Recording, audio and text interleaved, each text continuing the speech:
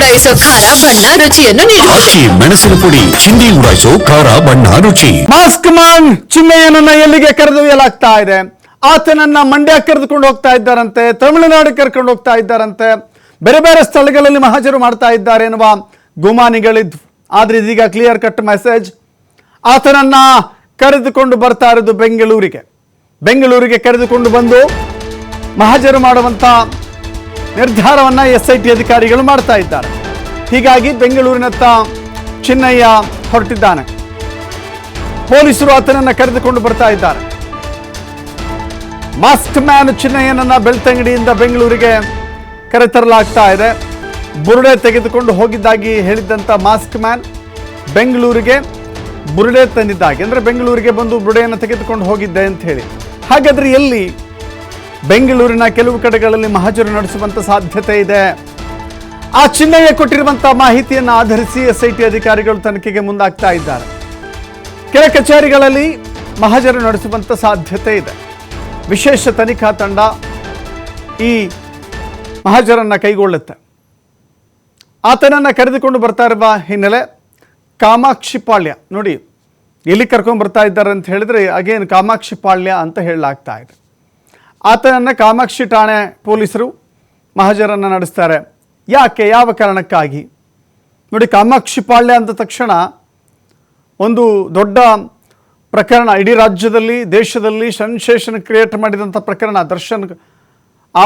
ದರ್ಶನ್ ಮೇಲೆ ಬಂದಂಥ ಆರೋಪ ಇತ್ತಲ್ಲ, ರೇಣುಕಾಸ್ವಾಮಿಯ ಕೊಲೆ ಪ್ರಕರಣವೂ ಕೂಡ ಆಗಿದ್ದು ಅದೇ ಕಾಮಾಕ್ಷಿ ಪಾಳ್ಯ ಲಿಮಿಟ್ಸಲ್ಲಿ. ಸುಮನಹಳ್ಳಿ ಬ್ರಿಡ್ಜ್ ಮೋರಿಯಲ್ಲಿ ರೇಣುಕಾಸ್ವಾಮಿ ಶವ ಸಿಕ್ಕಿತ್ತು. ಇದೀಗ ಈ ಮಾಸ್ಕ್ ಮ್ಯಾನ್ ಚಿನ್ನಯ್ಯನನ್ನ SIT ಪೊಲೀಸರು ಕಾಮಾಕ್ಷಿ ಪಾಳ್ಯಕ್ಕೆ ಕರೆತರ್ತಾ ಇದ್ದಾರೆ. ಕಾಮಾಕ್ಷಿ ಪಾಳ್ಯ ಪೊಲೀಸ್ ಠಾಣೆಗೆ ಕರೆತಂದು ಮುಂದಿನ ಪ್ರಕ್ರಿಯೆಗಳನ್ನು, ಕಾನೂನು ಪ್ರಕ್ರಿಯೆಗಳನ್ನು ಮಾಡೋರಿದ್ದಾರೆ. ಹಾಗಾದರೆ ಏನೆಲ್ಲ ಆರೋಪಗಳಿದೆ ಈ ಮಾಸ್ಕ್ ಮ್ಯಾನ್ ಮೇಲೆ? ಮಾಸ್ಕ್ ಮ್ಯಾನ್ ಮೇಲೆ ಇರುವಂಥದ್ದು ಧರ್ಮಸ್ಥಳದ ವಿರುದ್ಧ ಪಿತೂರಿ ನಡೆಸಿರುವಂಥ ಆರೋಪ ಇದೆ, ಷಡ್ಯಂತ್ರ ನಡೆಸಿರುವಂಥ ಆರೋಪ ಇದೆ, SITಗೆ ಸುಳ್ಳು ಮಾಹಿತಿಯನ್ನು ಹೇಳಿ ಕಾಲಹರಣ ಮಾಡಿಸಿರುವಂಥ ಗಂಭೀರ ಆರೋಪ ಇದೆ. ಅದರ ಜೊತೆಗೆ ಒಂದು ಬುರುಡೆಯನ್ನು ತೆಗೆದುಕೊಂಡು ಬಂದು, ಈ ಬುರುಡೆ ನೋಡ್ತಾ ಇದ್ದೀರಲ್ಲ, ಇಂತಹ ಬುರುಡೆಗಳು ನೂರಾರು ಬುರುಡೆಗಳಿದ್ದಾವೆ, ಬನ್ನಿ ನಾನು ತೋರಿಸ್ತೇನೆ ಜಾಗವನ್ನು ಅಂಥೇಳಿ ಆ ಬುರುಡೆ ತೆಗೆದುಕೊಂಡಿದ್ದ ಬಂದಂಥ ಸ್ಥಳ ಬೇಕಲ್ಲ. ಆ ಬುರುಡೆ ಎಲ್ಲಿ ಸಿಕ್ತು, ಯಾರು ಕೊಟ್ಟರು, ಎಲ್ಲಿ ಅಗದ? ನೋಡಿ, ಆತನನ್ನು ಬುರುಡೆ ಸಿಕ್ಕ ಜಾಗಕ್ಕೆ ತೆಗೆದುಕೊಂಡು ಹೋಗೋದಾಗಿದ್ರೆ ಅಲ್ಲೇ ಧರ್ಮಸ್ಥಳ ಸುತ್ತಮುತ್ತಲ ಯಾವುದೋ ಒಂದು ಪ್ರದೇಶಕ್ಕೆ ಕರೆದುಕೊಂಡು ಹೋಗಿ ಅಗಿಬೇಕಾಗಿತ್ತು. ಅಥವಾ ಈ ಅಗಿದಿರುವಂಥ ಜಾಗ ಇದೆ ನೋಡಿ, ನಾನು ಬಂದಿರುವಂಥ ಆ ಬುರುಡೆಯ ಜಾಗ ಇದೆ, ಇಲ್ಲಿ ಶವವನ್ನು ಹೂತಾಕಲಾಗಿತ್ತು ಅಂತ ತೋರಿಸಬಹುದಾಗಿತ್ತು. 10 ವರ್ಷ 15 ವರ್ಷಗಳ ಹಿಂದಿನ ಸಮಾಧಿಗಳನ್ನೇ ತೋರಿಸಿದಂಥ ವ್ಯಕ್ತಿ ಕೆಲ ದಿನಗಳ ಹಿಂದೆ ಅಗೆದು ತಂದಂಥ ಬುರುಡೆಯ ಜಾಗವನ್ನು ತೋರಿಸಲಿಕ್ಕೆ ಯಾಕೆ ಹಿಂದೇಟಾಗ್ತಾ ಇದ್ದಾನೆ? ಹಾಗಾದರೆ ಅಲ್ಲೇನೋ ಇದೆ. ಬೆಂಗಳೂರಿಗೂ ಈ ಒಂದು ಕನೆಕ್ಷನ್ ವ್ಯಾಪಿಸ್ತಾ ಇದೆ. ಬುರುಡೆ ಕನೆಕ್ಷನ್ ಬೆಂಗಳೂರಿಗೂ ಬಂದ್ಬಿಡ್ತಾ?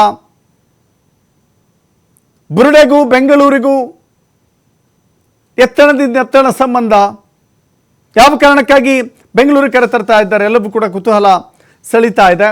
ಇನ್ನೇನು ಕೆಲ ಹೊತ್ತಿನಲ್ಲಿ, ಯಾಕಂತ ಹೇಳಿದ್ರೆ 9 ಗಂಟೆಗೆ ಹೊರಟಿದ್ದಾರೆ ಬೆಳ್ತಂಗಡಿಯಿಂದ.